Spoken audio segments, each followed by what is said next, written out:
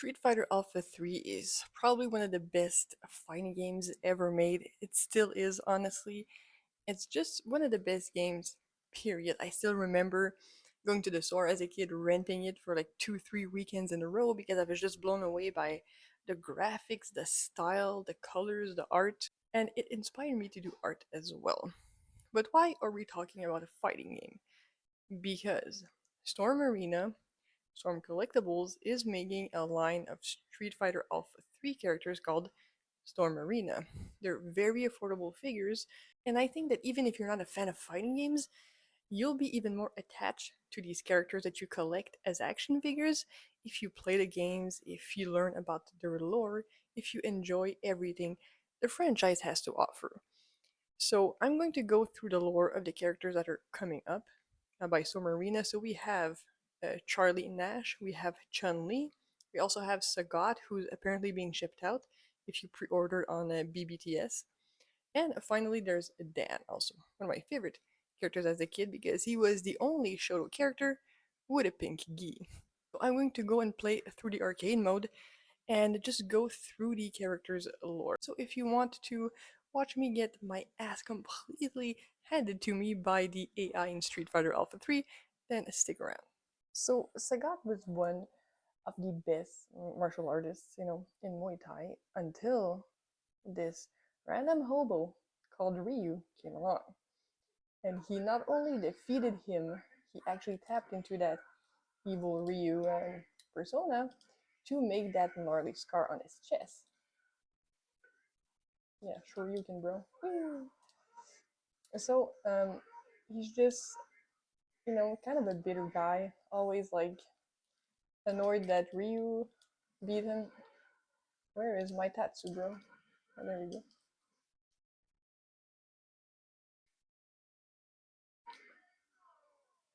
So yeah, he's a pretty bitter guy, but he's one of the tallest characters, one of the best, Muay Thai martial artists. So that's a god. Now that I'm, fighting Charlie, let's talk about him. So, spoiler alert, he kind of dies. He dies after this game. Um, oh my gosh. Right? And he is actually Guile's mentor. He's the one who taught him the Sonic Boom. Oh my lord.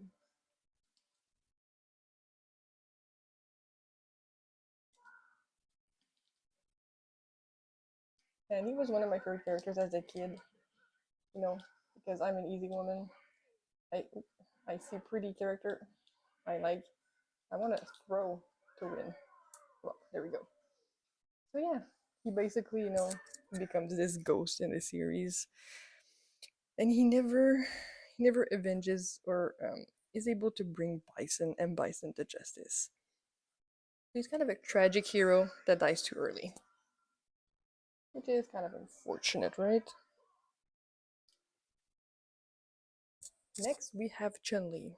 Now, she doesn't look like it, but girl is actually a detective from Interpol, right?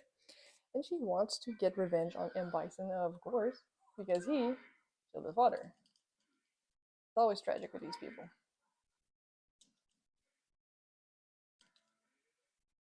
Hehe. Nope, I did not finish that correctly. There we go. So yeah, she's doesn't look like it. Like she's also, very underrated as a character in my opinion, because she's never really like talked about as one of the founding really big female protagonists in fighting games. Because the first appearance, my cat is here. Every time I talk about Chun Li, my cat's there, bro.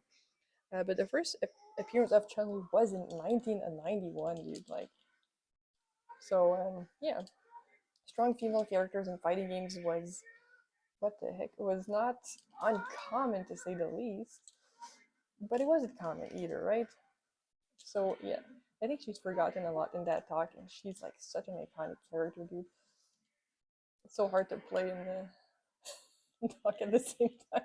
Dude. Huh? Oh my gosh, that was an overhead. Okay.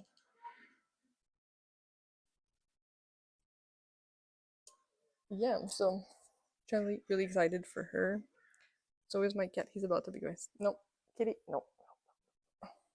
I love you, but okay. Now, last but not least, we have Dan. So Dan basically created his own martial arts, which he's the strongest at. Self-proclaimed, of course. Why are you throwing rocks at me, bro? What the hell? It's the power of the wind for some reason. Right, so he's kind of a satire of Shoto characters like Ken, like Ryu, like Akuma, and all these guys. So all of his moves are the same, but they have different names because it's in his quote unquote fighting style, which he quote unquote created, of course. And I'm getting my ass kicked by a guy in chains, bro. I'm gonna concentrate for real. I say that when I get my ass kicked. There we go. How about a throw, buddy? I'm just mashing. But yeah, he's a really funny character. He's kind of like that goofy, non-serious character, but deep down, like he still wants to be really good. He still wants to be recognized as a great fighter. So that's what makes him such a cool freaking character, in my opinion. And he's supposed to come out, the first quarter of 2026, I believe. Um, so hopefully we'll get him soon. I know some people have him already. I don't because I pre-ordered on Big Bad Toy Store. Um, I think he's available right now in Japan. Is what this is.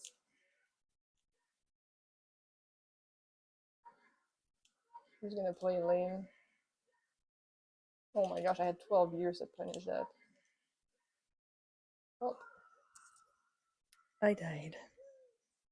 So as of right now, I don't have any Storm collectible figures, but I do have Jada toys. Now this is from a Street Fighter 2, but there is a good reason to collect these figures as well as Storm Arena. Because you're getting so much for $29.99. You're getting 3 set of hands, 2 head sculpts, 1 special effect, and 1 stand for the effect, usually. And that's true for Jada Toys as well as Storm Arena. Like if you compare that to a Marvel Legend, where it's 35 Canadian dollars, it's still 29.99 US dollars. However, most of the time you're not getting 3 set of hands. You're not even getting another head sculpt. You're not even guaranteed effects. Like the latest Iron Man they released did not have holes in his hands for his blasters. Like, what are you doing? It's 29.99. You have 2 set of hands and 2 effect pieces that can only be put in his freaking boots. But like Iron Man is known to be posed with his hand blasters. What are we doing here, right? Now, the only downside to collecting Storm collectibles is that once it's out of stock, you're shit out of luck, buddy. Because it's going to be sold for like $100 on the aftermarket, and people will take advantage of us collectors. You'll see a lot of versions of Ken and Ryu being sold for like hundreds and hundreds of dollars. And I understand that some companies do that, like just to assure that every time they put up a pre order, it's sold out. Like people will jump on it. And I understand that as a business perspective, right? Now, I know some companies do that where sometimes their pricing isn't warranted at all. Like, Bandai, right? And, Storm Arena is an overseas company. They also have to pay the rights and the licensing. However, maybe because this isn't licensing a company from the West, it's less expensive.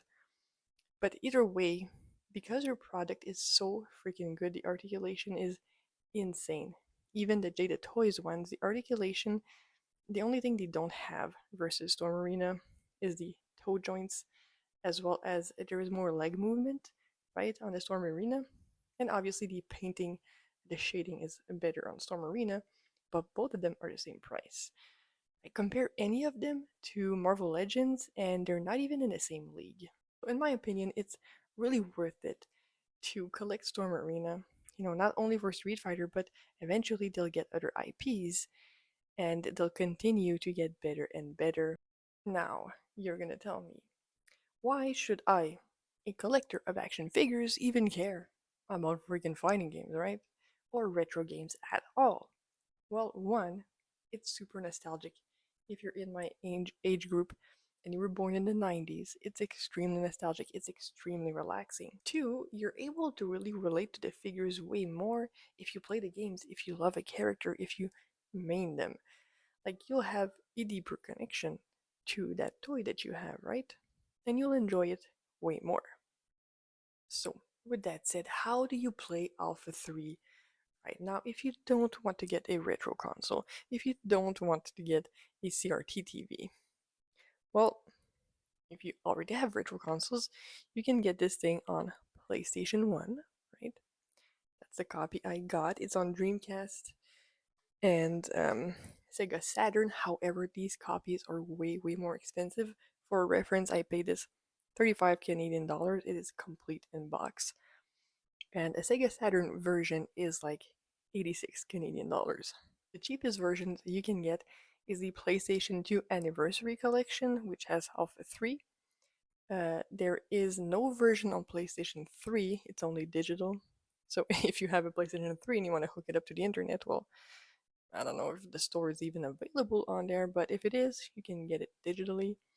Other than that, for modern consoles, you can get the 30th Anniversary Collection, which includes like all the games, bro. And you can play all of this on PlayStation 4, Xbox One, PC, Nintendo Switch. It's available on all of these platforms. This is probably the most convenient for most people. But in the fighting game community, Street Fighter Alpha 3 will always be cherished as one of the best fighting games. If you're just a tiny bit curious, if you like gaming, if you want to get into retro gaming, this is a wonderful place to start. So I also wanted to make this video just, as a thank you for my first 100 subscribers on the channel. It's different than video gaming because I used to make video gaming content, but I got so burned out on it because I had to put so much time in game. I already have a 40-hour a week job. I have to put a bunch of hours in a game. Then all the time while you're gaming, your gaming session is 100% because of content. And at the end of the day, you're not enjoying this hobby that you love. You're just using it for content, right? And it's just really not sustainable, like mental health wise. It's really not good. But this kind of content is kind of an extension of collecting, if that makes sense. Because you are creating, you're taking pictures, you're making dioramas, you're making videos, you're just giving your thoughts on camera, which is a more of a healthy way to express yourself in a hobby. So anyways, I hope that mumbo jumbo made any sense, dude. But other than that, I hope you have a wonderful Friday and an awesome weekend. And I hope to see you all again in the next one.